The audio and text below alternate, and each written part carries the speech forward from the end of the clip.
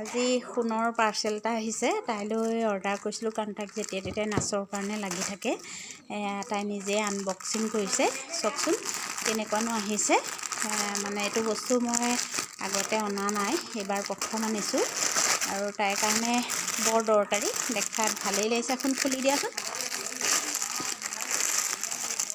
এয়া তাইৰ ৰেড কালাৰখন অতি প্ৰয়োজন হৈ থাকে ক্লাছৰ কাৰণে, আৰু ভাবিলোঁ অনলাইনতে দি দিওঁ। আৰু মেছোত দিছিলোঁ, ভাল আহিছে যেন লাগিছে আৰু আপোনালোককো দেখাইছোঁ। খুলি দিয়াচোন গোটেইটো। ভাল লাগিছে দেখি, বৰ মজবুতকৈ গাঁঠি দিছে। চাওঁ দিয়া, তুমি এইটো ধৰা, মই হেৰি কৰিম। খুলি দিছোঁ মই এয়া, আৰু মণিগুটিখিনিও বৰ ধুনীয়া। বাপৰে বা, বৰ টানকৈ মেৰিয়াই দিছে।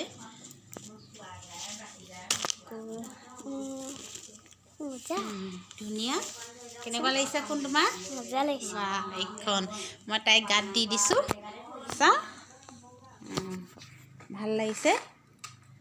আৰু আপোনালোককো দেখুৱাইছোঁ। বিশেষ দাম নহয়, তিনিখনত আপোনাৰ 188, খুব সস্তাতে আহিছে বুলি ভাবিছোঁ। কাৰণ ইয়াত মই এনানি দৰাইছিলোঁ, এখনতে 150 মানকৈ কৰিছিলে, আৰু ভাল আহিছে, ভাল লাগিছে।